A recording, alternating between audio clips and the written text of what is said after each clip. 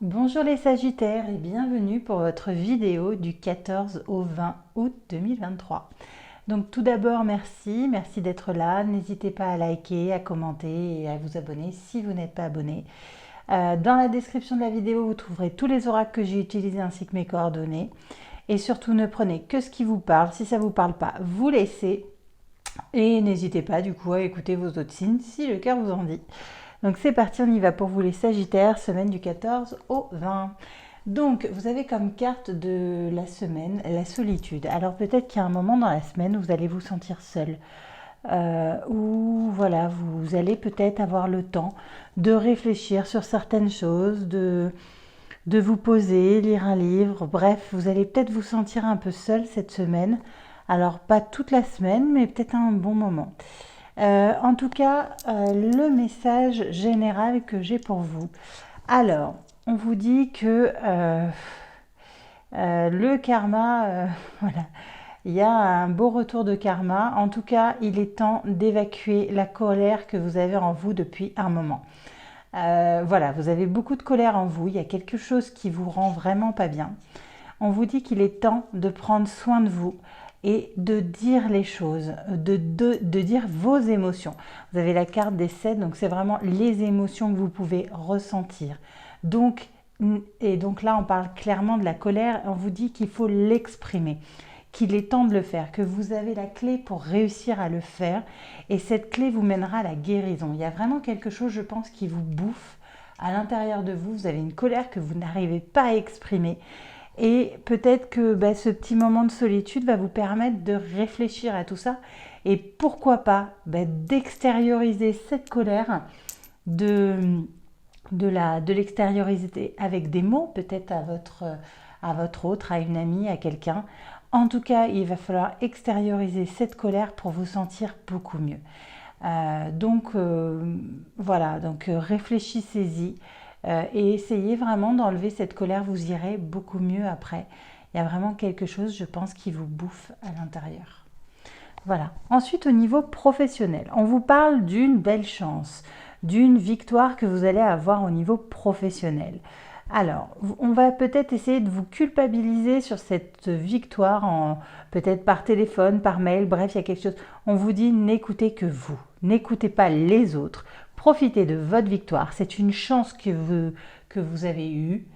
Profitez de cette victoire, n'écoutez pas les autres, n'écoutez pas ce qu'on peut vous dire, ce qu'on peut vous écrire, bref, je ne sais pas, ce sera peut-être par téléphone, ce sera peut-être par courrier, par mail, ou peut-être même en face, mais en tout cas, n'écoutez pas ce qu'on peut vous dire pour vous essayer de vous culpabiliser. Vous avez eu une chance, vous avez été victorieux, écoutez-vous et profitez-en. Voilà, c'est vraiment le message professionnel que j'ai pour vous. Ensuite, au niveau sentimental, alors on va commencer par les célibataires. Donc, on vous parle qu'une autre personne perturbe la relation et vit en commun. Donc, est-ce que il y a peut-être une situation, peut-être que vous êtes seul avec un enfant, que bref, vous ne pouvez pas, pour l'instant, vous n'arrivez pas à cette autre personne, cette situation, vous n'arrivez pas à vous en détacher et ça ne vous permet pas de rencontrer peut-être des gens ou de donner la chance à des relations pour que ça fonctionne. On vous dit que vous avez la clé pour que finalement les choses se débloquent, que vous arriviez à trouver une solution pour pouvoir vous lancer dans des relations et les faire durer. Donc voilà, c'est à vous vraiment de prendre, de faire ce pas, de faire ce changement pour que vous puissiez vous concentrer sur une relation amoureuse. Pour l'instant, vous ne pouvez pas parce que voilà, vous n'avez pas tout ce qui est autour de vous n'est pas complet pour que vous puissiez le faire. Donc c'est à vous de le faire. En tout cas, vous avez ce qu'il faut pour y arriver. Voilà. Ensuite, on va parler aux personnes en couple. Alors, les personnes en couple, clairement, vous avez âme sœur, flamme jumelle, âme sœur spirituelle. Donc, clairement, on vous dit là que vous êtes avec une personne qui est totalement faite pour vous. Que ce soit spirituellement ou même dans tout le reste, vous êtes faits l'un pour l'autre. Vous êtes des âmes sœurs, vous êtes des flammes jumelles, vous êtes des âmes sœurs spirituelles. Bref, c'est juste la totale. C'est waouh. Donc, profitez de cette magnifique relation. Ça n'arrive pas à tout le monde de pouvoir vivre ce genre de relation. Donc, profitez-en et allez-y, quoi. Donnez tout ce que vous avez. Et on va finir par les personnes en situation triangulaire. Donc on vous parle d'adieu de la routine, différence d'âge. Donc peut-être que vous êtes peut-être avec quelqu'un où il y a une différence d'âge. En tout cas, peu importe cette différence d'âge, là, il va se passer quelque chose de super cette semaine. Alors pourquoi pas un week-end, pourquoi pas des vacances cette semaine, bref, quelque chose qui va vous sortir de vos habitudes et de tout ça. Et clairement, ça va vous faire du bien.